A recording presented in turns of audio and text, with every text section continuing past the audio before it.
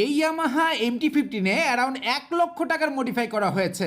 So guys, এই বাইকটা নীলফামারী থেকে কুষ্টিয়াতে আসছেন প্রায় 400 কিলোমিটার পথ পাড়ি দিয়ে। এই জন্য বাইকটা ধুয়ে মুছে রেডি করে নিচ্ছি নতুন বউকে নতুন রূপে সাজাবো বলে। এই বাইকটা অনেক প্রিমিয়াম অ্যাক্সেসরিজ দিয়ে মডিফাই করা হবে। এই বাইকের প্রোডাক্টগুলো আমার টেকনিশিয়ান নিয়ে যখন বের হচ্ছে মনে হচ্ছে বিয়ে লগন নিয়ে বের হচ্ছে। প্রথমে আরসিবির S1 মাস্টার সিলিন্ডার, আরসিবির ক্লাস সাইড, আরসিবির হোস পাইপ এবং R1 সিরিজের একটা যেটা জোস টাইপের একটা সাউন্ড দেবে এবং এর সাথে একটা কালারফুল ব্যান্ড পাইপ যেটা জোস টাইপের লুকিং আসবে যখন বাইকটাতে ইনস্টল করব। বাইকটার লুক আরো গ্রেট করার জন্য প্রজেক্ট ওয়ানে একটা কুইক টোটাল, আরসিবির গ্রিপ এবং উমা রেসিং এর বাইপাস সহ আরো অনেক কিছু একসাথে ইনস্টল করব। আসলে এতগুলো প্রোডাক্ট একটা একটা করে বলতে গেলে পুরো রাতই পার হয়ে যাবে। দেখতে পাচ্ছেন প্রত্যেকটা প্রোডাক্ট আমাদের টেবিলে সাজানো আছে এবং একটা একটা করে আমরা ইনস্টল করতে শুরু করে দিই। প্রথমে এই আরসিবির যে মাস্টার সিলিন্ডারটা আছে S1 মাস্টার সিলিন্ডারটা আমরা ইনস্টল করব। আর এই S1 মাস্টার সিলিন্ডার যখন ইনস্টল করবেন আপনার বাইকের ব্রেক পারফরম্যান্সটা কতটাই আপডেট হবে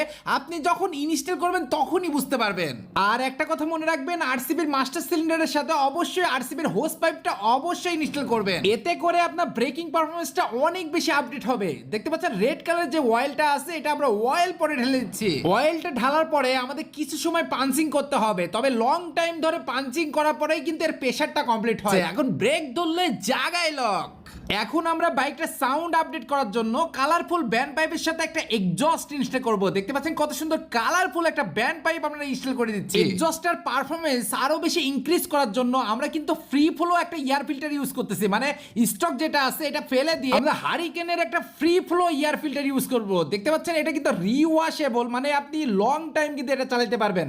মানে এটা আপনি যতদিন বাইক ইউজ করবেন ততদিন ইউজ করতে পারবেন। এখন আমরা এক্সজস্টের যে মিডল নাটটা আছে এটা বাইকের বডির সাথে ইনস্টল করে এক্সজস্টটা ফিটিং করা কমপ্লিট করে দিই। এখন প্রজেক্ট ওয়ানের যে রেড কালারের কুইক থ্রটল আছে এটা আমরা ইনস্টল করব, কারণ রেড আর ব্ল্যাক কালারের কম্বিনেশন কিন্তু বাইকটাতে বিল্ড আপ করা হচ্ছে। অনেকেই জিজ্ঞেস করেন যে ভাই কুইক থ্রটল লাগালে লাভটা কি হয়। আসলে কুইক থ্রটল লাগালে আপনার বাইকের লুকটা যেমন সুন্দর হয় তেমন আপনি অল্প পিকআপে বেশি আরপিএম পাবেন। মানে আপনার বাইকটা অনেক বেশি স্মুথলি অল্প পিকআপ দিবেন, বেশি জোরে দৌড়াবে। দেখতে পাচ্ছেন রেড কালারের কুইক থ্রটলের সাথে একটা রেড কালারের আরসিবি যে গ্রিপটা আছে এইটা কিন্তু আমরা ইনস্টল করে দিচ্ছি। আমাদের সম্পূর্ণ কুইক থ্রটল ইনস্টল করা কমপ্লিট। এখন আমরা বাকি যে প্রোডাক্টগুলো আছে এটা একটা একটা করে ইনস্টল করব, তবে সবগুলো প্রোডাক্ট একটা ভিডিওতে ইনস্টল করা দেখানো পসিবল না। তো এখন চলেন আমরা বাইকটা ফাইনাল লুকে চলে যাই। দেখতে পাচ্ছেন বাইকের ফাইনাল লুকে আনার পরে বাইকের আউটলুকটা যতটা ইনহ্যান্স হয়েছে তার থেকে বেশি এর পারফরম্যান্সটা অনেক অনেক অনেক বেশি আপডেট হয়েছে। এই বাইকের ওনার বাইকের আউটলুক মডিফাই থেকে পারফরম্যান্স মডিফাইটা অনেক বেশি প্রাধান্য দিয়েছে। এই জন্য আমরা